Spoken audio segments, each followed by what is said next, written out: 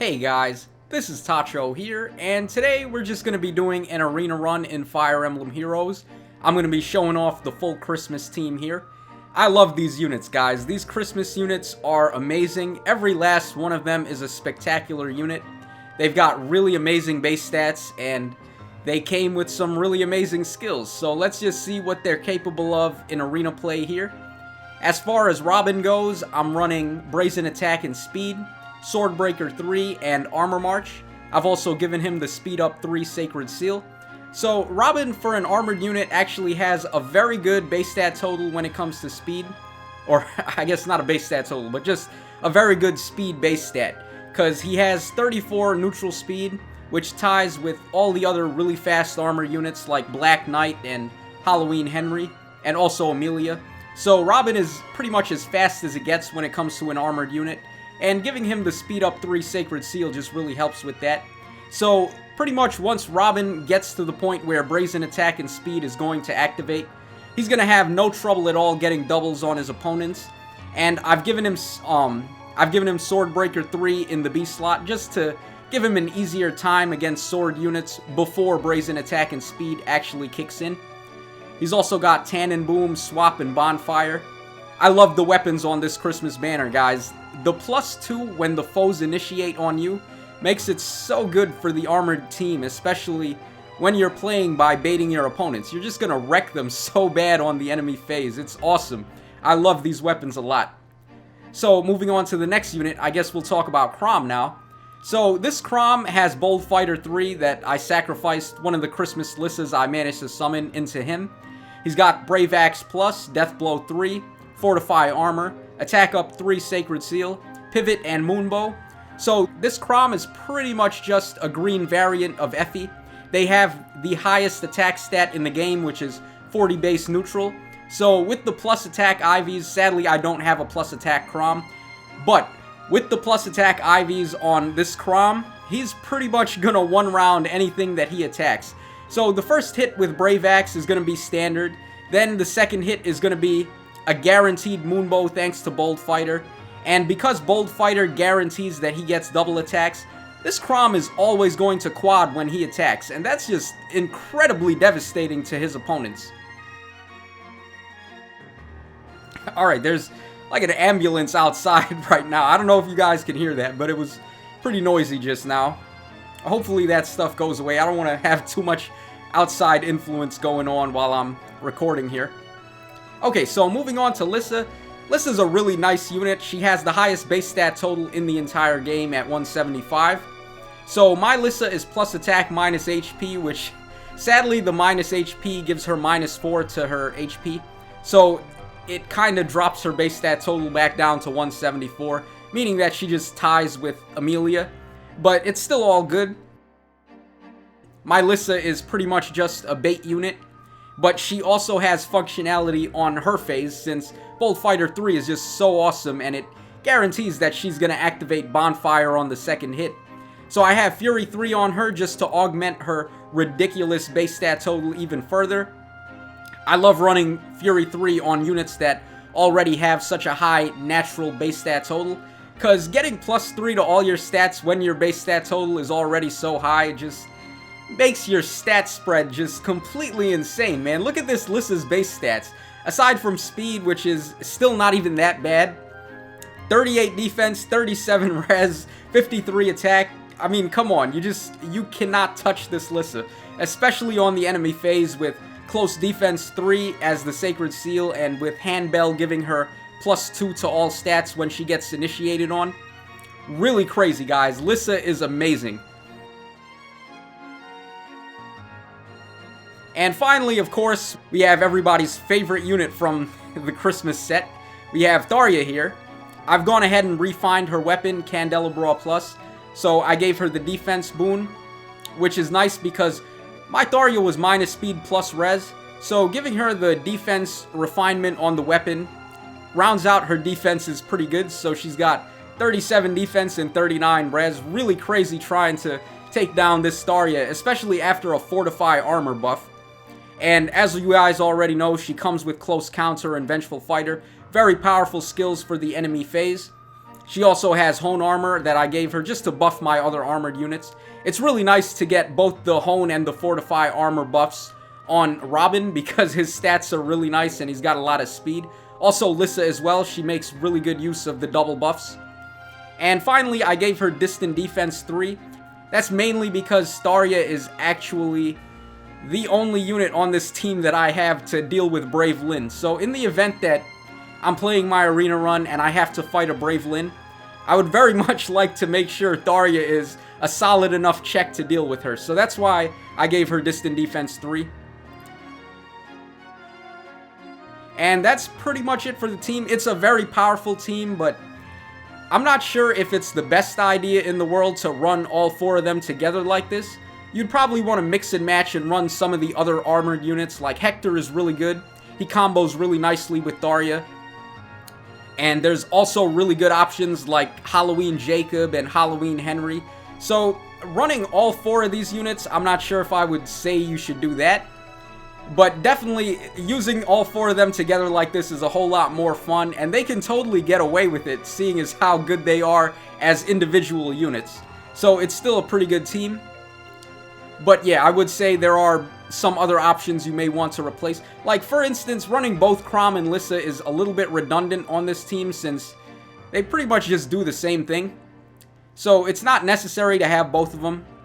And I wish I had Distant Counter on Robin so he could be a little bit more strong on the enemy phase. But it's all good.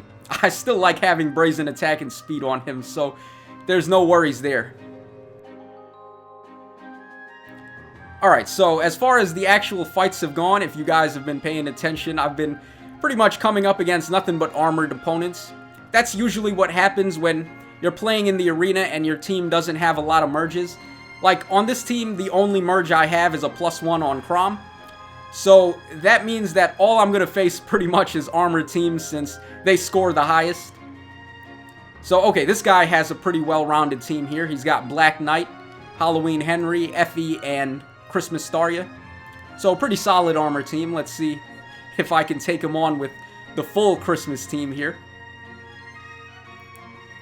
Alright, Black Knight and Henry have the exact same reach. But Daria should be okay to deal with them, so I'm just going to put her over there.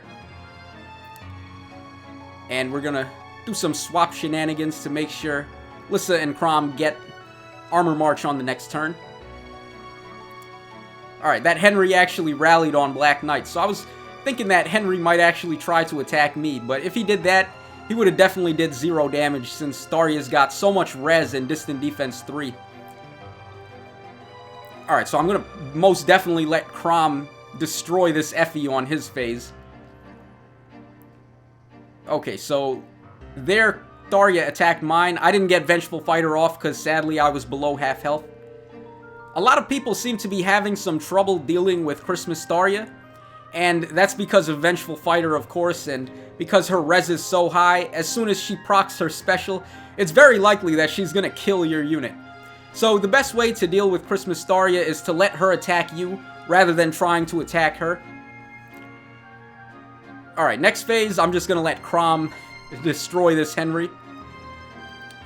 Alright, so he's got Armor March, and he's gonna guarantee the quad. Look how much damage Krom did there. Like, just casually, he hit for like 70 plus damage on that attack. Ridiculous, man. Making sure that you get Moonbow off every second hit with Bold Fighter is so crazy, man. Especially on the quad from Krom. He might just be the strongest player phase unit in the entire game right now just because of that.